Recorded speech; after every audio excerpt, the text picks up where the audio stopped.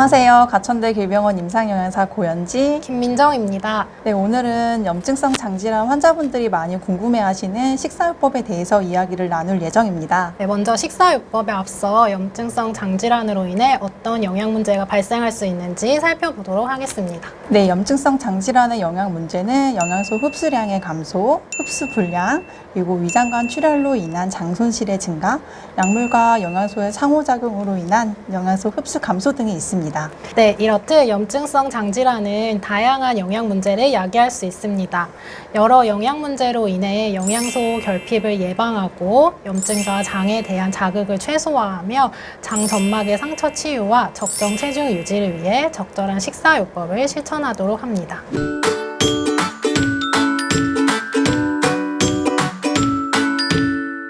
염증성 장질환은 개개인마다 나타나는 장의 증상이나 음식에 대한 반응이 다르기 때문에 명확한 식사 지침은 없습니다. 그러나 영양 문제 예방과 증상 조절을 위해 다음의 식사요법을 실천하도록 합니다. 식사요법은 증상에 따라 크게 관해기와 활동기로 나뉩니다. 관해기는 증상이 호전되는 시기입니다. 따라서 엄격한 식사 제한보다는 좋은 영양 상태 유지를 위해 다양한 식품을 이용하여 균형적으로 섭취하도록 합니다. 첫 번째로 좋은 영양 상태 유지를 위해 충분한 열량을 섭취합니다. 이때는 밥뿐만 아니라 감자, 고구마 등의 간식을 이용하거나 잼이나 꿀 등을 활용하여 열량 밀도를 높여 섭취할 수 있겠습니다. 두 번째로 매일 식사에 장 점막의 상처 치유를 위해 두부, 생선, 살코기, 계란 등의 단백질 식품을 한두 가지 섭취합니다. 세 번째, 지방의 섭취는 줄이되 오메가3가 포함된 고등어, 꽁치, 삼치 등의 등푸른 생선은 주 3회 이상 섭취하며 조리 시 들기름을 활용합니다. 네 번째, 비타민과 무기질 공급을 위해 매끼 채소 한두 접시와 하루 1 이외의 과일을 적절히 섭취합니다.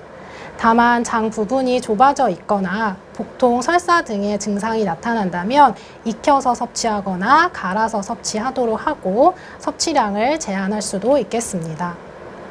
마지막으로 칼슘 공급을 위해 우유와 유제품을 섭취합니다.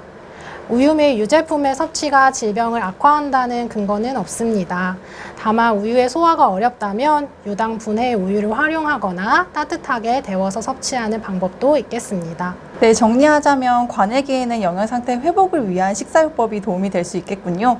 그렇다면 증상이 심한 활동기에는 어떤 식사요법이 필요한지 알아보겠습니다. 네, 활동기에는 장의 자극을 최소화하고 증상을 악화시키는 식품의 섭취를 주의하도록 합니다. 우선 첫 번째로는 소량씩 자주 나누어 섭취하며 부드럽고 연한 음식을 섭취하도록 합니다. 두 번째는 살코기나 연두부 같이 지방 함량이 적은 단백질 제품을 선택하도록 하며 등푸른 생선의 소화가 어려울 경우 흰살 생선으로 변경하여 섭취하도록 합니다. 세 번째는 맵고 짜거나 탄산음료와 같이 자극적인 음식의 섭취를 제한하도록 합니다. 네 번째는 장내 찌꺼기를 많이 만드는 잡곡류나 견과류, 종실류, 생채소류나 생과일류의 섭취를 제한하는 저잔사식이나 저섬유소식을 이행하는 것이 도움이 되겠습니다. 다섯 번째는 충분한 열량 섭취가 어려울 경우 영양 보충 제품을 이용하여 열량을 보충하도록 합니다. 마지막으로 충분한 수분 섭취를 통해 설사로 인한 탈수를 예방하도록 합니다.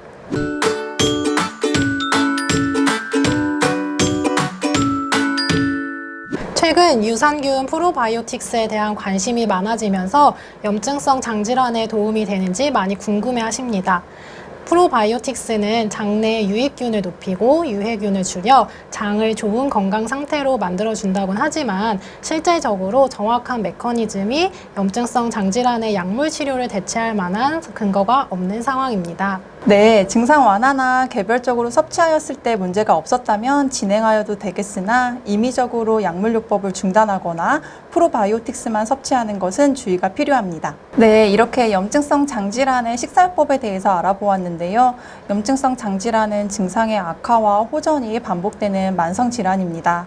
장의 염증으로 인해 비타민과 무기질이 부족해지기 쉽고 식사를 통해 충분히 섭취하지 못하게 될 수 있으므로 주치의와 상의하여 영양제로 보충하시는 것을 고려해 볼 수 있겠습니다. 마지막으로 앞서 말씀드린 것처럼 환자 개개인마다 증상과 식품에 대한 반응이 다르기 때문에 무조건 섭취를 제한하기보다는 식사 일기를 작성해 보면서 자신에게 문제가 생기는 음식과 아닌 음식을 파악하고 영양사와 함께 식사를 점검해 보는 것이 좋겠습니다. 네, 끝까지 시청해 주셔서 감사합니다.